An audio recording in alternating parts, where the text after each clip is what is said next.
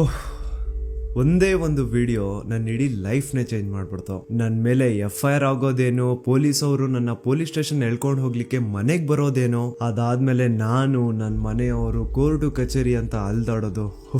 ಯಾವಾಗಿದೆಲ್ಲ ಮುಗಿಯುತ್ತಪ್ಪ, ಇದು ಮುಗ್ದಿದ ತಕ್ಷಣ ಯೂಟ್ಯೂಬ್ ಎಲ್ಲ ಬಿಟ್ಬಿಟ್ಟು ಒಂದಷ್ಟು ದಿನ ನೆಮ್ಮದಿಯಿಂದ ಎಲ್ಲಾದ್ರೂ ಹೋಗ್ಬಿಟ್ಟು ಪ್ರಶಾಂತವಾಗಿರೋಣ ಅನ್ಕೊಂಡಿದ್ದೆ. ಆದ್ರೆ ನನ್ನ ಮನ್ಸಲ್ಲಿ ಕೆಲವೊಂದು ಪ್ರಶ್ನೆಗಳಿದಾವೆ. ಸೌಜನ್ಯಳಿಗೆ ನ್ಯಾಯ ಕೇಳ್ತಾ ಜಸ್ಟ್ ನಾನೊಂದು ವಿಡಿಯೋ ಮಾಡಿದ್ದಕ್ಕೆ ನನ್ನ ಮೇಲೆ ಇಷ್ಟೊಂದೆಲ್ಲ ಆಗಿದೆ ಅಂತಂದ್ರೆ, ಜಸ್ಟ್ ಇಮ್ಯಾಜಿನ್ ಸೌಜನ್ಯ ಕೇಸಲ್ಲಿ ಯಾರೆಲ್ಲ ಸಾಕ್ಷಿ ಆಗ್ಬೋದಿತ್ತೋ ಅವ್ರ ಜೊತೆ ಏನೇನಾಗಿರಲ್ಲ. ನಾನ್ ಎಷ್ಟು ಅನ್ಕೊಳ್ತಿದ್ದೀನಿ, ಸಾಕಿನ್ನ 1-2 ತಿಂಗಳು ಏನು ವಿಡಿಯೋ ಮಾಡೋದ್ ಬೇಡ, ಸೈಲೆಂಟ್ ಆಗಿ ಇದ್ಬಿಡುವ ಅಂತ. ಆದ್ರೆ ನನ್ನ ಕೈಲಿಂದ ಆಗ್ತಿಲ್ಲ. ಯಾವುದೋ ಒಂದು ಸರ್ವಶಕ್ತಿ ನನ್ನ ಮನ್ಸೊಳಗಡೆ ಈ ಪ್ರಶ್ನೆನ ಹಾಕಿ ಇದ್ರ ಬಗ್ಗೆ ಮಾತಾಡುವಂತಿದೆ. ಮೊದ್ಲೇ ಹೇಳ್ಬಿಡ್ತೀನಿ, ಈ ವಿಡಿಯೋ ಯಾವುದೇ ಜಾತಿ, ಧರ್ಮ, ದೇವಸ್ಥಾನಕ್ಕೆ ಸಂಬಂಧಪಟ್ಟಿಲ್ಲ. ಈ ವಿಡಿಯೋದಲ್ಲಿ ನಾನು ಕೇವಲ ಸೌಜನ್ಯ ಕೇಸ್ ಬಗ್ಗೆ ಮಾತಾಡ್ತಿದ್ದೇನೆ. ಸೌಜನ್ಯ ಕೇಸಲ್ಲಿ ಯಾವುದೆಲ್ಲ ಯಾರೆಲ್ಲ ಸಾಕ್ಷಿ ಆಗ್ಬೋದಿತ್ತೋ ಅದೆಲ್ಲ ಹೇಗ್ ನಾಶ ಆಯ್ತು ಅನ್ನೋದನ್ನ ತಿಳಿಸ್ಕೊಡ್ತೇನೆ.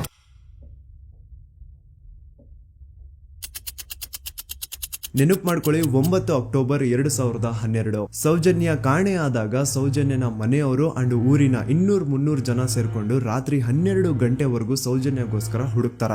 ಆದ್ರೆ ಸೌಜನ್ಯ ಸಿಗಲ್ಲ. ಮಿಡ್ ನೈಟ್ ಆಗಿರುತ್ತೆ ಅಂಡ್ ತುಂಬಾ ಜೋರ್ ಮಳೆ ಬರ್ತಾ ಇರುತ್ತೆ. ಇನ್ನು ಹುಡುಕೋದ್ ಬೇಡ, ಬೆಳಿಗ್ಗೆ ಎದ್ದು ಮತ್ತೆ ಎಲ್ರು ಹುಡುಕುವ ಅಂತ ಎಲ್ರು ತಮ್ಮ ಮನೆಗೆ ವಾಪಸ್ ಹೋಗ್ತಾರ. ದೆನ್ ನೆಕ್ಸ್ಟ್ ದಿನ ಅಂದ್ರೆ 10 ಅಕ್ಟೋಬರ್ 2012 ಸೌಜನ್ಯನ ಬಾಡಿ ಸಿಗುತ್ತೆ ಅಂಡ್ ಅವಳ ಬಾಡಿ ಪಕ್ಕದಲ್ಲಿ ಅವಳ ಕಾಲೇಜ್ ಬ್ಯಾಗ್ ಅಂಡ್ ಅವಳ ಬುಕ್ಸ್ ಎಲ್ಲ ಬಿದ್ದಿರ್ತವೆ. ಸೊ ಹಿಂದಿನ ದಿನ ಆ ಒಂದು ಜಾಗದಲ್ಲಿ ಅಷ್ಟು ಜೋರು ಮಳೆ ಬಂದಿದ್ರು ಸೌಜನ್ಯನ ಬ್ಯಾಗ್ ಅಂಡ್ ಅವಳ ಬುಕ್ಸ್ ಒಂದು ಚೂರುನ ನೆಂದಿರಲ್ಲ. ದಾಖಲೆ ಇದೆ ಸ್ವಾಮಿ, ದಾಖಲೆ ಇಲ್ದೆ ಈ ದೂತ ಸಮೀರ್ MD ಏನು ಮಾತಾಡಲ್ಲ. There was rain and the clothes of the victim were not stained with mud and the bag was not wet, even the books were not wet. ಹಿಂದಿನ ದಿನ ಅಷ್ಟು ಜೋರು ಮಳೆ ಬಂದಿದ್ರು ಸೌಜನ್ಯನ ಬುಕ್ಸ್ ಅಂಡ್ ಬ್ಯಾಗ್ ನೆಂದಿಲ್ಲ. ಹೇಗೆ? ಇದರ ಅರ್ಥ ಸೌಜನ್ಯನ ಆ ಒಂದು ಜಾಗದಲ್ಲಿ ಆಗೇ ಇಲ್ಲ, ಬೇರೆ ಯಾವುದೋ ಜಾಗದಲ್ಲಿ ಅವಳು ಪಂಡು ಆಯ್ತು, ನಂತರ ಅವಳ ಬಾಡಿನ ಅಲ್ಲಿ ತಂದು ಡಂಪ್ ಮಾಡಿರೋದು. ಸೊ ಈಗ ಯಾವ ಒಂದು ಜಾಗದಲ್ಲಿ ಸೌಜನ್ಯನ ಪಂಡು ಆಯ್ತು, ಆಕ್ಚುಲ್ ಆ ಒಂದು ಜಾಗನ ಹುಡುಕಾಡೋದ್ ಬಿಟ್ಟು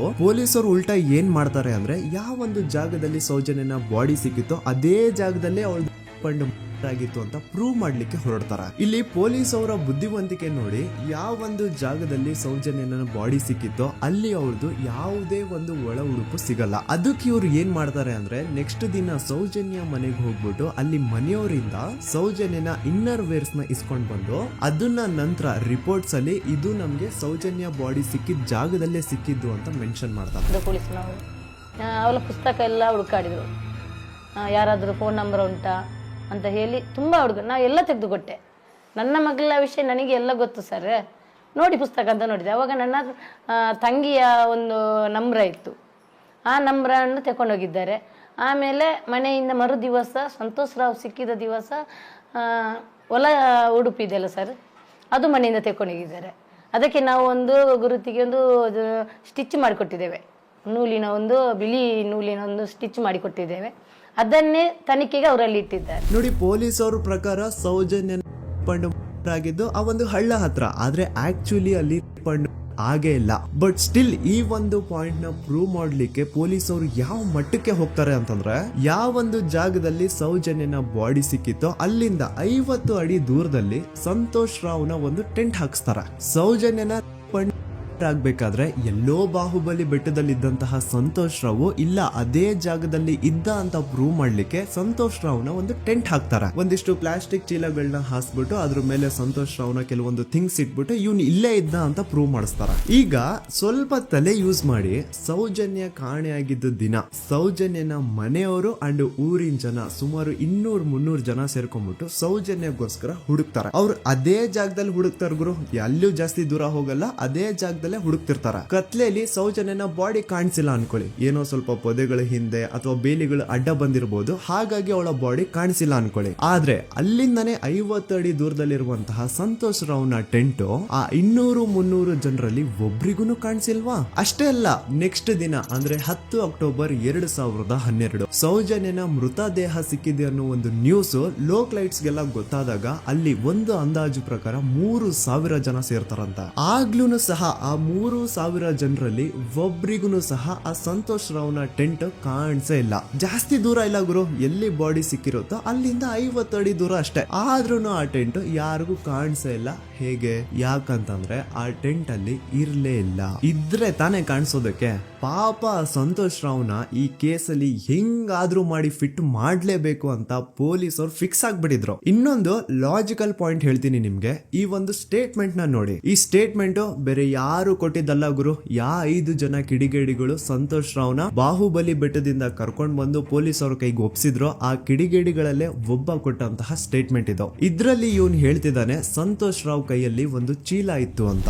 ಈಗ ಸಂತೋಷ್ ರಾವ್ನ ಅರೆಸ್ಟ್ ಮಾಡಾದ್ಮೇಲೆ ಅವನ ಕೈಯಲ್ಲಿ ಇದ್ದಂತಹ ಚೀಲ ಕೂಡ ಪೊಲೀಸ್ ಅವರು ತಮ್ಮ ಕಸ್ಟಡಿಗೆ ತಗೊಂಡಿರ್ತಾರ ತಾನೆ. ಹಾಗಿದ್ರೆ ಸಂತೋಷ್ ರಾವ್ನ ಚೀಲ ಅಂಡ್ ಅದ್ರಲ್ಲಿ ಇದ್ದಂತಹ ಅವನ ವಸ್ತುಗಳು ಪೊಲೀಸ್ ಕಸ್ಟಡಿಲೇ ಇರ್ಬೇಕೆ ಹೊರತು ಅದ್ಯಾವುದೋ ಕಾಡಲ್ಲಿ ಆ ಟೆಂಟ್ ಒಳಗಡೆ ಅಲ್ಲ. ಅಂಡ್ ಇನ್ನೊಂದು ಮೇನ್ ಇಂಪಾರ್ಟೆಂಟ್ ಆಗಿ ಸಂತೋಷ್ ರಾವ್ನ ಪೊಲೀಸ್ ಅವರು ಕಸ್ಟಡಿಗೆ ತಗೊಂಡಿದ್ದು 11 ಅಕ್ಟೋಬರ್ 2012. ಆದ್ರೆ ಅಫಿಷಿಯಲ್ ಆಗಿ ಪೇಪರ್ಸ್ ಮೇಲೆ ತೋರಿಸಿರೋದು 13 ಅಕ್ಟೋಬರ್ 2012. ಹಾಗಿದ್ರೆ ಆ 2 ದಿನ ಸಂತೋಷ್ ರಾವ್ನ ಪೊಲೀಸ್ ಸ್ಟೇಷನ್ ಅಲ್ಲಿ ಇಟ್ಕೊಂಡು ಪೊಲೀಸ್ ಅವರು ಏನ್ ಮಾಡ್ತಿದ್ರು? ಇದು ಇಲ್ಲಿಗಲ್ ಡಿಟೆನ್ಷನ್ ತಾನೆ. ಈಗಷ್ಟೇ ನಾನು ಡಾಕ್ಟರ್ ಆದಮ್ ಅವ್ರು ಕೊಟ್ಟಂತಹ ಪೋಸ್ಟ್ ಮಾರ್ಟಮ್ ರಿಪೋರ್ಟ್ ನೋಡಿದೆ. ಅಂಡ್ ಇದ್ರಲ್ಲಿ ಏನಿದೆ ಗೊತ್ತಾ?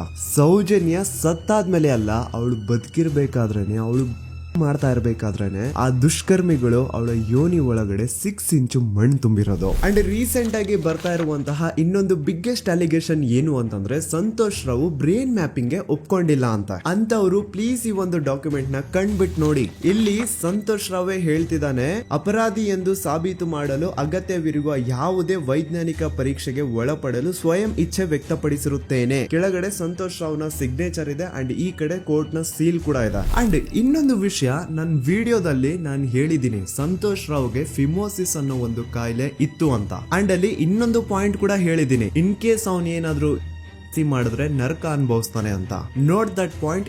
ಇನ್ ಕೇಸ್ ನಾ ಸಂತೋಷ್ ರಾವ್ ಮಾಡ್ಲಿಕ್ಕೆ ನಾಲಾಯಕ್ ಅಂತಾನು ಹೇಳಿಲ್ಲ, ಲಾಯಕ್ ಅಂತಾನು ಹೇಳಿಲ್ಲ. ಇನ್ ಕೇಸ್ ಮಾಡಿದ್ರೆ ನರ್ಕ ಅನುಭವಿಸ್ತಾನೆ ಅಂತ ಹೇಳಿದ್ದು. ನೋಡಿ, ಹೇಳ್ತಾ ಹೋದ್ರೆ ಬೇಜಾನ್ ಇದೆ. ಆಸ್ ಎ ಯೂಟ್ಯೂಬರ್ ಆ ಕೇಸ್ ಫೈಲ್ಸ್ ನ ನೋಡ್ತಾ ಇದ್ರೆ ನನ್ಗೆನೆ ಬೇಜಾನ್ ಡೌಟ್ಸ್ ಬರ್ತಾ ಇದೆ ಪೊಲೀಸ್ ಅವರ ಇನ್ವೆಸ್ಟಿಗೇಷನ್ ಮೇಲೆ. ಸೊ ಅದನ್ನೆಲ್ಲ ಗಮನದಲ್ಲಿ ಇಟ್ಕೊಂಡು ನಾನ್ ಹೇಳೋದಿಷ್ಟೇ, ಈ ಒಂದು ಕೇಸ್ ಅಲ್ಲಿ ಯಾವ ಆಂಗಲ್ ಇಂದನೂ ಪೊಲೀಸ್ ಅವ್ರ ಕಡೆಯಿಂದ ಫೇರ್ ಇನ್ವೆಸ್ಟಿಗೇಷನ್ ಆಗಿಲ್ಲ. And I clear my point. ಈಗ ಈ ಒಂದು ಸೌಜನ್ಯ ಕೇಸ್ ಅಲ್ಲಿ ಯಾರೆಲ್ಲ ಸಾಕ್ಷಿ ಆಗ್ಬೋದಿತ್ತು, ಅವ್ರ ಜೊತೆ ಏನಾಯ್ತು ಅಂತ ಹೇಳ್ತೇನೆ. ಮೊದಲನೇದಾಗಿ ರವಿ ಪೂಜಾರಿ. ಇವನ್ ಬಗ್ಗೆ ನಾನು ಫಸ್ಟ್ ವಿಡಿಯೋದಲ್ಲೇ ಹೇಳಿದೀನಿ. ಆ 5 ಜನ ಕಿಡಿಗೇಡಿಗಳು ಯಾರು ಸಂತೋಷ್ ರಾವ್ನ ಪೊಲೀಸ್ ಅವರಿಗೆ ಅರೆಸ್ಟ್ ಮಾಡಿಕೊಟ್ರು ಅದ್ರಲ್ಲಿ ಇವನು ಒಬ್ಬ. ಸೊ ಈ ಸೌಜನ್ಯನ ಕೇಸ್ ಯಾವಾಗ CBI ಗೆ ಟ್ರಾನ್ಸ್ಫರ್ ಆಗುತ್ತೆ ಅಂತ ಗೊತ್ತಾಗುತ್ತೋ ಈ ರವಿ ಪೂಜಾರಿ ಉರ್ಲಾಕೊಂಡು ಸತ್ ಹೋಗ್ತಾನೆ. ರವಿ ಪೂಜಾರಿ ಹಾಕೊಂಡು ಸತ್ ಹೋದ ಅಂತಾರೆ, ಆದ್ರೆ ಅವ್ನು ಹಾಕೊಂಡೇ ಸತ್ ಹೋದ ಅಂತ ಯಾರು ಐ ವಿಟ್ನೆಸ್ ಇಲ್ಲ. ಹಾಗಾಗಿ ಇವನ ಒಂದು ಸಾವು ಒಂದು ನಿಗೂಢ ಸಾವಾಗಿ ಉಳ್ಕೊಂಡ್ಬಿಡ್ತು. ಇನ್ನೊಬ್ಳು ಬಂದು ವಾರಿಜಾ ಅಂತ. ಸೌಜನ್ಯನ ಮಾಡಿ ಆ ಕಿಡಿಗೇಡಿಗಳು ಅವಳನ್ನ ಒಂದು ಫಾರ್ಮ್ ಹೌಸ್ ಗೆ ಕರ್ಕೊಂಡು ಹೋಗಿರ್ತಾರೆ. ಅಂಡ್ ಆ ಫಾರ್ಮ್ ಹೌಸ್ ಅಲ್ಲಿ ವಾರಿಜಾ ಅನ್ನೋಳು ಕೆಲಸ ಮಾಡ್ತಾ ಇರ್ತಾಳೆ. ಸೊ ಈ ವಾರಿಜಾ ಸೌಜನ್ಯ ಆ ಕಿಡಿಗೇಡಿಗಳ ಜೊತೆ ಇರೋದನ್ನ ನೋಡಿರ್ತಾಳೆ, ಆದ್ರೆ ಅವಳಿಗೆ ಗೊತ್ತಿಲ್ಲ ಅವ್ರು ಅವಳನ್ನ ಕರ್ಕೊಂಡು ಬಂದಿದ್ದಾರೆ ಅಂತ. ನಂತರ 1-2 ದಿನ ಆದ್ಮೇಲೆ ಯಾವಾಗ ಸೌಜನ್ಯ ಬಗ್ಗೆ ನ್ಯೂಸ್ ಅಲ್ಲೆಲ್ಲ ಬರ್ತಾ ಇತ್ತೋ ಅದನ್ನ ನೋಡಿ ಆಗ ಇವಳಿಗೆ ರಿಯಲೈಸ್ ಆಗುತ್ತೆ, ಓ ಇವಳೇ ಅಲ್ವಾ ಆ ಹುಡುಗಿ ಅವತ್ ನಮ್ ದಣಿ ಕರ್ಕೊಂಡ್ ಬಂದಿದ್ದು ಅಂತ. ಈಗ ವಾರಿಜಾ ತನಗ್ ಗೊತ್ತೋ ಗೊತ್ತಿಲ್ದೇನೋ ಸೌಜನ್ಯ ಕೇಸಲ್ಲಿ ಒಂದು ಮೇಜರ್ ಸಾಕ್ಷಿ ಆಗ್ಬಿಡಿದ್ಲು. ಸೊ ಯಾವಾಗ ಈ ಕೇಸ್ ನ CID ಟೀಮ್ ಅವರು ಇನ್ವೆಸ್ಟಿಗೇಷನ್ ಮಾಡೋದಕ್ಕೆ ಸ್ಟಾರ್ಟ್ ಮಾಡ್ತಾರೋ ಆಗ ವಾರಿಜಾನ ಮೃತದೇಹ ಅದೇ ಒಂದು ಫಾರ್ಮ್ ಹೌಸ್ ನ ಬಾವಿಯಲ್ಲಿ ಸಿಗುತ್ತೆ. ಬಾವಿಲಿ ಇವಳೇ ಸ್ವತಃ ಜಿಗ್ದು ತನ್ನ ಪ್ರಾಣ ಬಿಟ್ಲು ಅಂತ ಹೇಳ್ತಾರೆ. ಆದ್ರೆ ಅವಳೇ ಬಾವಿಗೆ ಬಿದ್ದು ಅವಳು ಪ್ರಾಣ ಬಿಟ್ಲು ಅಥವಾ ಅವಳಿಗೆ ಯಾರಾದ್ರೂ ಬಾವಿಲಿ ಬೀಳ್ಸಿ ಸಾಯಿಸಿದ್ರು ಗೊತ್ತಿಲ್ಲ. ಅಂಡ್ ಇನ್ನೊಂದು ವಿಷಯ, ಯಾವ ಒಂದು ಬಾವಿ ಒಳಗಡೆ ವಾರಿಜಾನ ಬಾಡಿ ಸಿಕ್ಕಿತ್ತೋ ಆ ಬಾವಿನ ದಣಿಗಳು ಒಂದ್ ಸ್ವಲ್ಪ ದಿನ ಆದ್ಮೇಲೆ ಕಂಪ್ಲೀಟ್ ಮುಚ್ಚಾಕ್ಬಿಡ್ತಾರೆ. ಯಾಕೆ? ಇನ್ನೊಬ್ಬ ಬಂದು ಗೋಪಾಲ್ ಕೃಷ್ಣ. ಇವನು ಅಗೇನ್ 5 ಜನ ಕಿಡಿಗೇಡಿಗಳು ಸಂತೋಷ್ ರಾವ್ನ ಪೊಲೀಸ್ ಅವ್ರಿಗೆ ಹಿಡಿದು ಕೊಟ್ರು ಅದ್ರಲ್ಲಿ ಒಬ್ಬ. ಅಂಡ್ ಸೌಜನ್ಯ ಕೇಸ್ ನ ಮೇನ್ ಪ್ರೈಮರಿ ಸಾಕ್ಷಿ ಇವನು ಕೂಡ ಸತ್ ಹೋಗಿದ್ದಾನೆ. ಅಂಡ್ ಇವನು ಸ್ಲೋ ಪಾಯ್ಸನ್ ಇಂದ ಸತ್ ಹೋದ ಅಂತ ಹೇಳಲಾಗುತ್ತೆ. ದೆನ್ ಇನ್ನೊಬ್ಬ ಬಂದು ಪ್ರಶಾಂತ್ ಅಂತ. ಸೌಜನ್ಯನ ಮಾಡಿ ಆ ಕಿಡಿಗೇಡಿಗಳು ಅವಳನ್ನ ಯಾವ ಜಾಗಕ್ಕೆ ಕರ್ಕೊಂಡು ಹೋಗಿದ್ರೋ ಇವನು ಆ ಜಾಗದಲ್ಲಿ ಕೆಲಸ ಮಾಡೋನು. ಇವನು ಪಾಪ ಸೌಜನ್ಯನ ಆ ಕಿಡಿಗೇಡಿಗಳಿಂದ ಬಿಡಿಸೋದಕ್ಕೆ ಟ್ರೈ ಮಾಡ್ತಾನೆ, ಆದ್ರೆ ಅದು ಸಾಧ್ಯ ಆಗಲ್ಲ. ನಂತರ ಕೆಲವೇ ದಿನಗಳಲ್ಲಿ ಇವಂದು ಕೊಲೆ ಆಗುತ್ತಾ. ಯಾರೆಲ್ಲ ಯಾವುದೆಲ್ಲ ಈ ಕೇಸಲ್ಲಿ ಸಾಕ್ಷಿ ಆಗ್ಬೋದಿತ್ತೋ ಅದೆಲ್ಲ ನಾಶ ಆಗುತ್ತಾ. ಸೊ ಇದೆಲ್ಲ ನಿಜವಾಗ್ಲೂ ಕೋಇನ್ಸಿಡೆನ್ಸ್ ಅಥವಾ ಎಲ್ಲಾನು ಸ್ಕೆಚ್ ಹಾಕಿ ಮಾಡಿರೋದ. ಇನ್ನೊಬ್ಬ ಬಂದು ದಿನೇಶ್ ಅಂತ. ಇವನು ಕೂಡ ಸೌಜನ್ಯ ಕೇಸಲ್ಲಿ ಒಬ್ಬ ಸಾಕ್ಷಿನೇ. ಸೌಜನ್ಯನ ಯಾರೋ ಕಿಡಿಗೇಡಿಗಳು ಕಿಡ್ನಾಪ್ ಮಾಡ್ಕೊಂಡು ಮಾಡ್ಕೊಂಡು ಹೋಗ್ತಾ ಇರ್ಬೇಕಾದ್ರೆ ದಿನೇಶ್ ಅದನ್ನ ಕಣ್ಣಾರೆ ಕಂಡಿರ್ತಾನೆ. ಇವ್ನು ಹೋಗ್ಬಿಟ್ಟು ಪೊಲೀಸ್ ಅವ್ರಿಗೆ ಹೇಳ್ತಾನೆ ಕೂಡ, ಆದ್ರೆ ಪೊಲೀಸ್ ಅವರು ಯಾರು ಇವನ್ ಮಾತನ್ನ ತಲೆಗೆ ಹಾಕೊಳ್ಳಲ್ಲ. ಅದಾದ್ಮೇಲೆ ಒಂದು ದಿನ ಸಡನ್ಲಿ ಇವನು ರೋಡ್ ಆಕ್ಸಿಡೆಂಟ್ ಅಲ್ಲಿ ಸಾಯ್ತಾನೆ. ಡೇ ಟೈಮ್ ಅಲ್ಲೇ ತುಂಬಾ ಫಾಸ್ಟ್ ಆಗಿ ಒಂದು ಬುಲೆರೋ ಕಾರ್ ಬಂದ್ಬಿಟ್ಟು ಇವನಿಗೆ ಹಿಟ್ ಮಾಡುತ್ತೆ ಅಂಡ್ ಅದರಿಂದ ಇವನು ಸತ್ ಹೋಗ್ತಾನೆ. ಆ ಬುಲೆರೋ ಕಾರ್ ಯಾರ್ದು, ಅದನ್ನ ಓಡಿಸ್ತಿದ್ದಂತಹ ಡ್ರೈವರ್ ಯಾರು ಅಂಡ್ ಅವನು ಯಾರಿಗೆ ಸಂಬಂಧಪಟ್ಟವನು, ಒಮ್ಮೆ ನೀವೇ ರಿಸರ್ಚ್ ಮಾಡಿ ನೋಡ್ಕೊಳ್ಳಿ. ಇನ್ನೊಬ್ಬ ಬಂದು ಹರೀಶ್ ಮಡಿವಾಳ್. ಇವನು ಪೊಲೀಸ್ ಅವ್ರಿಗೆ ಒಂದು ಸ್ಟೇಟ್ಮೆಂಟ್ ನ ಕೊಟ್ಟಿರ್ತಾನೆ. 9 ಅಕ್ಟೋಬರ್ 2012 ಸೌಜನ್ಯ ಕಾಲೇಜಿಂದ ಬಸ್ ಅಲ್ಲಿ ಬಂದು